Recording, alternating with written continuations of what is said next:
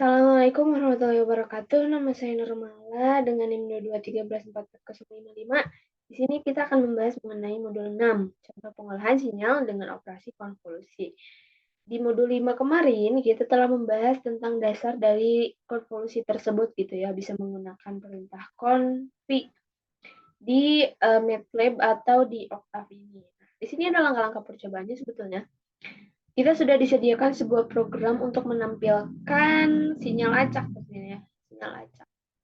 Ketika dimasukkan ke sini, kemudian kita running, ini akan muncul sinyal acak seperti ini. Ini namanya sinyal acak. Jadi dia tidak beraturan gitu amplitudenya, ngacak. Nah, kemudian apa sih setelah ini? Gunakan perintah config untuk mencari hasil konvolusi H1N dengan XN bila H1N 76.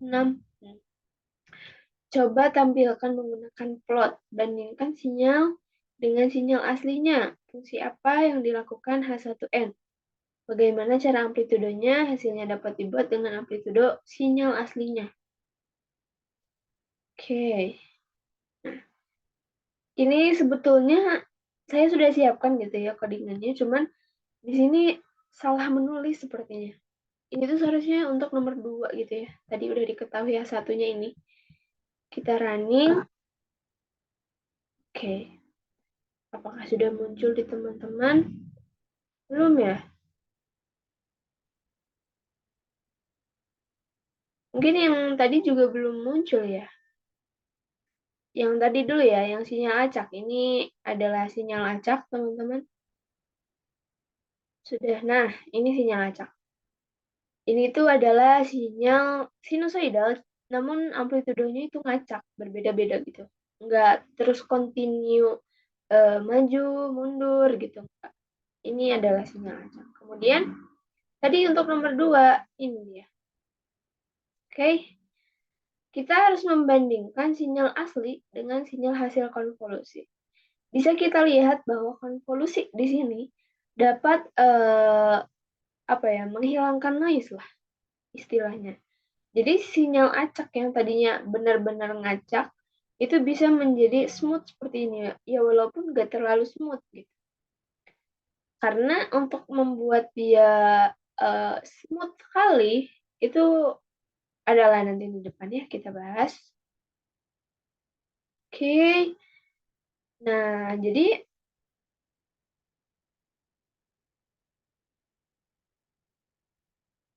di soal kedua itu kita bisa membandingkan gitu ya, si sinyal asli dengan sinyal konvolusi. Tapi sebelum ke itu, coba kita keluarkan. Kita jangan dulu membuat subplot ya. Kita plot Y saja dulu terlebih dahulu. Coba.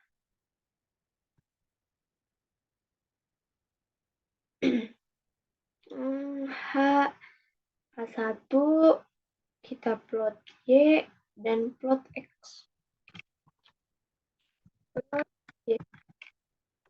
Kemudian jangan lupa hold on.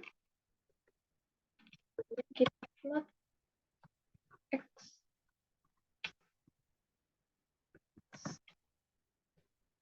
Kita coba jalankan teman-teman.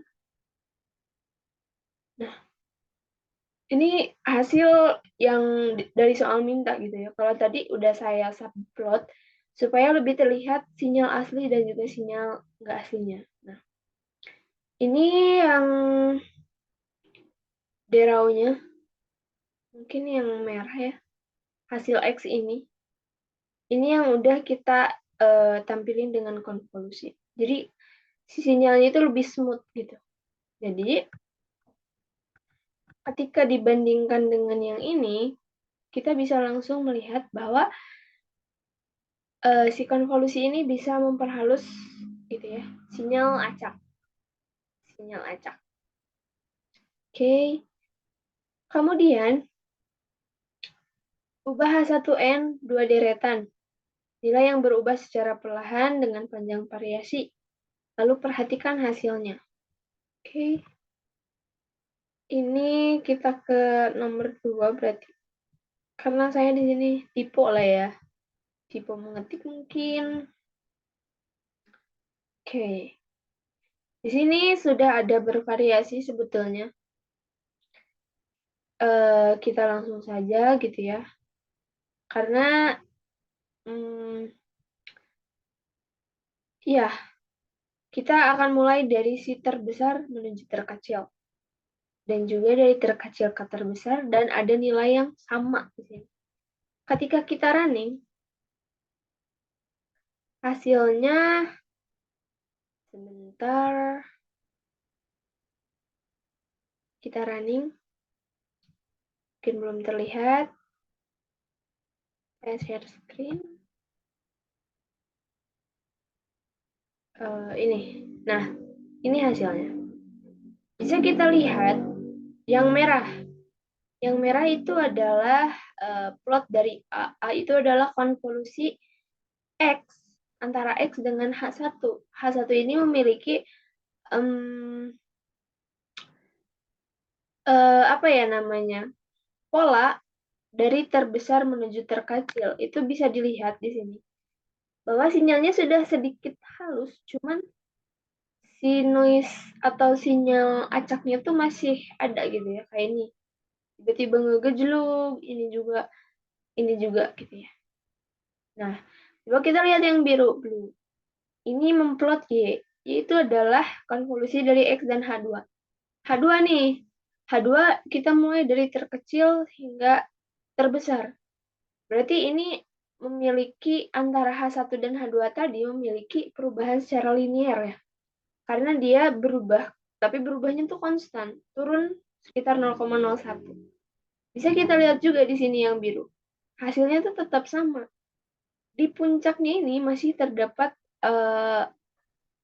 sinyal yang acaknya itu acak gitu ya. Coba kita bandingkan dengan yang green. Green, hijau. Dia memplot Z. Z itu konvolusi dari X dan juga H3. Ketika di sini kita menerapkan suatu angka yang sama gitu dengan panjang elemen yang sama dengan hak lainnya, itu bisa kita lihat bahwa noise-nya itu dikit ya di antara puncaknya itu dibandingkan dengan yang biru dan yang merah. Dan juga dia strukturnya lebih halus gitu. Seperti itu. Oke. Kemudian kita lihat yang nomor 4. Lakukan percobaan di atas untuk harga H2N. 0,000. Siapa yang dilakukan H2N? Oke, kita masuk lagi ke sini. H2N berarti si H2N-nya yang kita ubah ya. Menjadi 0,00 berapa tadi? Kita copy saja. Supaya lebih cepat. Kita masukkan ke H2. Masukkan. Oke, koma. Jangan lupa ketika kita running akan muncul seperti apa. Ini ya, ini salah. Coba kita ubah juga si panjang elemen dari sini. Kita ubah menjadi 1, 2, 3, 4, 5, 6. 1, 2, 3, 4, 5. Kemudian H3 itu konstan di 3,5. 3,5, 3,5, 3,5, 3,5 sampai 6 kali ya. 1, 2, 3, 4. 3,5, 3,5. Oke. Kemudian sama sebetulnya, tinggal kita running saja dan kita lihat hasilnya. Ini dia. Sudah terlihatkah di teman-teman? Belum ya? Share. Ini dia. Kita lihatkah? Sudah. Oke, mungkin di sini biar terlihat. Nah, hasilnya itu seperti ini ya, teman-teman. Ini itu prinsipnya hampir sama seperti soal ketiga tadi. Ketika diubah-ubah secara linier atau misalkan perbandingan dengan jika nilai semuanya sama gitu ya, apalagi nilainya itu lebih kecil. Nah, jadi ketika nilai dari elemen Hn itu kecil atau bahkan mendekati 0, dan juga misalnya dominan ke 0 seperti H2 tadi kita ubah rata-rata 0 gitu ya. Nah, jadi sinyal yang diplot itu akan beramplitudo pendek. Karena jika yang dominannya 0, kemudian ditambahkan hasilnya, itu akan tetap kecil. Gitu ya, teman-teman. Jadi di sini bisa terlihat gitu ya. Coba yang terlihat di sini. Yang warna biru. Nah, ya, yang biru itu kecil sekali. Soalnya isi panjang elemennya itu rata-rata 0, teman-teman. Tuh. Oke, rata-rata 0. Jadi bisa disimpulkan bahwa Hn itu merupakan fungsi in plus yang akan mengurangi noise pada sebuah sinyal. Tetapi ketika impulsnya terlalu panjang, itu juga akan mempengaruhi fasa gitu ya, fasa dari gelombang yang diplotnya gitu. Semakin besar nilai dari isi elemen Hn tersebut atau impulsnya itu amplitudonya juga akan semakin besar gitu. Maksudnya apa? Maksudnya ketika kita menjumlahkan semua ini, elemen-elemen ini, itu akan mempengaruhi amplitudo. Kayak tadi ya, yang dominan 0. Ketika kita jumlahkan 0, itu akan tetap 0. Karena di sini ada 1 minus 1. Makanya di sini sinyal yang terplot warna biru ini hanya garis di 0 saja. Itu ya alasannya. Kemudian ketika yang ini, H1. H1 warna merah gitu ya.